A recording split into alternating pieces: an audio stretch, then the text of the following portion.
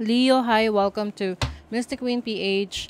At ito ang inyong monthly reading for November 2025. Ayan, so if you're interested in private readings, meron tayong link sa description at sa pinned comment. Paka-check nyo na lang yung information kung paano mag-book for a private reading. And please subscribe to our channel to show your support. Like, share this video, at comment na rin kayo kung kayo ay naka-resonate. Ayan, paalala lang, ang reading na to ay general reading. Sa maaari kayo makarelate, maaring hindi. And also, yung ating private reading hanggang October 31 na lang. Starting November 1, hindi na po ako mag-o-offer ng private readings. Okay, Leo, what's up? Anong ganap sa mga Leo? Anong paganap? Let's see. November 2025. For Leo. Oh, wow. You have the 9 of Cups. Whoa. Wow. Okay, okay. Transformation. It's time. Oh my goodness. Wow. Leo.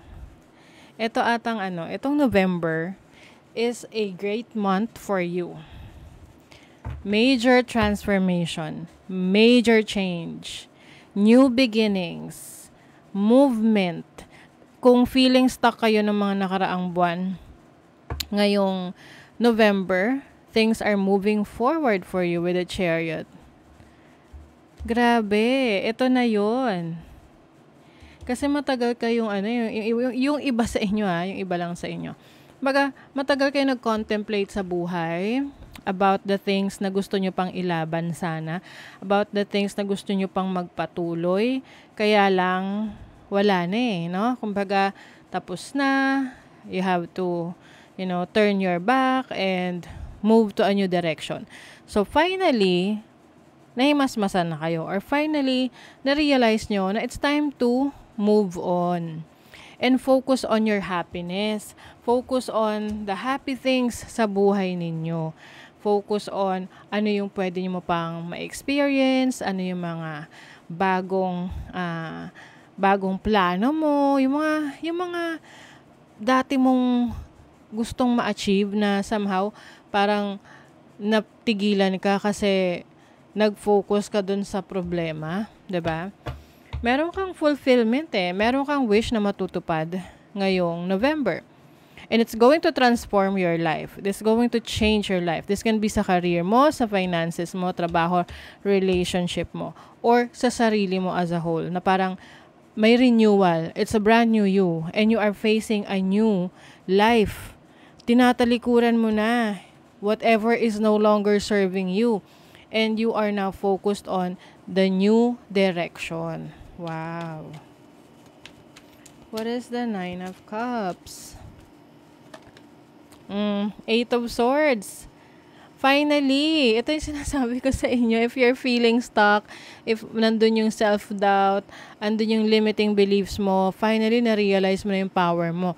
Yung mga bagay na kaya mo palang gawin. Ngayon, may malaking pagbabago sa'yo. Oh my goodness. Tingnan mo.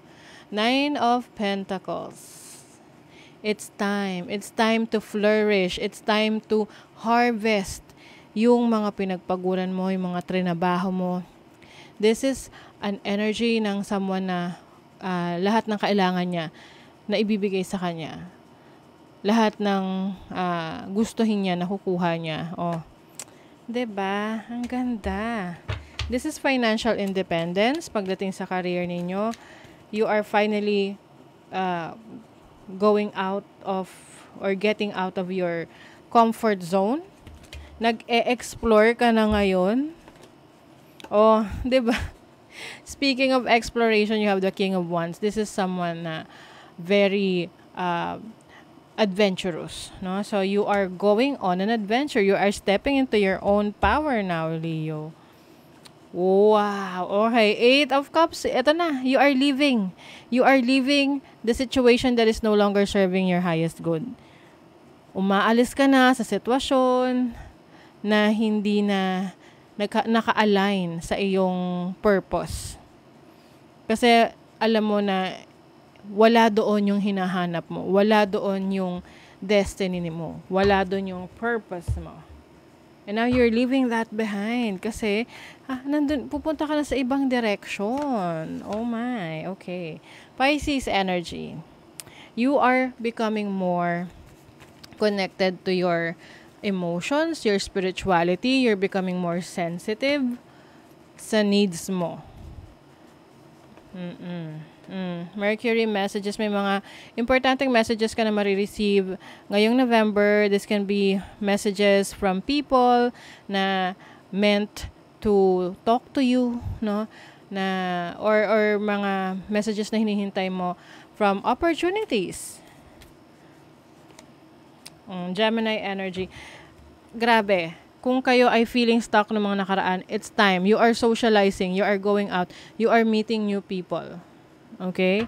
You are meeting new connections, creating more network. Grabe, ang ganda. So, tingnan pa natin. Leo.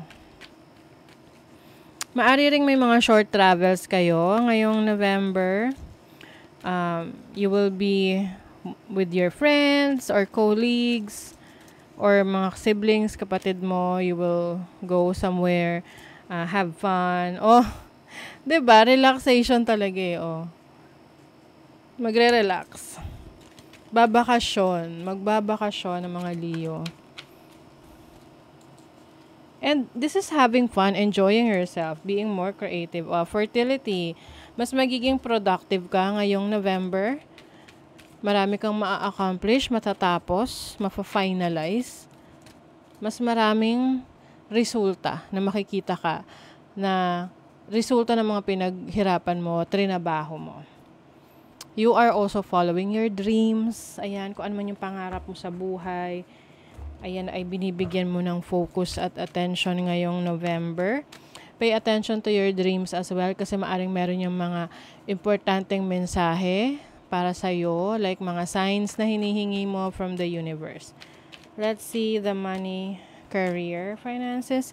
You have the 5 of Swords. Some of you, meron dyan na very competitive sa inyo, sa trabaho, sa business, sa career nyo.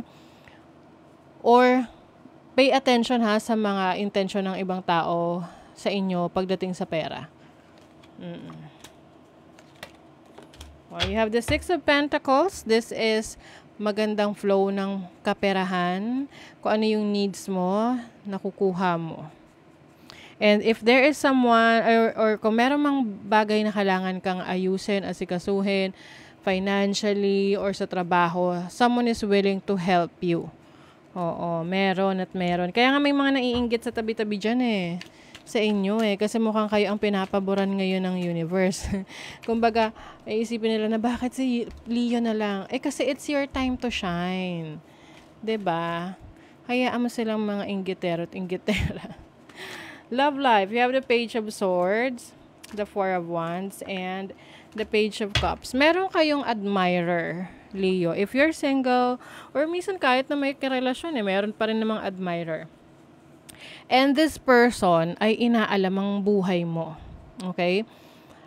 Very curious about your life. Kung ikaw ba ay may ano na partner na, may karelasyon ka na, or ano yung ginagawa mo. So, inaalam niyan ng person na to. Pwedeng bago mo lang siyang kakilala. Tapos, naging curious na siya sa'yo. Oo. Gusto niyang malaman ang whereabouts mo. Maaring makilala mo to through, merong, kung hindi man maaring meron ka makikilala, new person, na makikilala mo sa party, sa event, na kasama mo yung family mo, or kaibigan, or within sa company. Yes. Oh, Midas touch. Things are working out in your favor. Diba? What did I tell you kanina?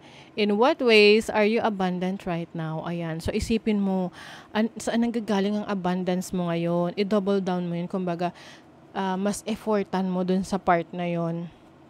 Kasi ito yung time na mas nagmu-multiply yung iyong blessings. Ano man yung hawakan mo ngayon, ano man yung bigyan mo ng focus at attention, ito'y lumalago. Ayan. So, take advantage of that. Okay? So, that is your reading, Leo. Thank you so much. See you again.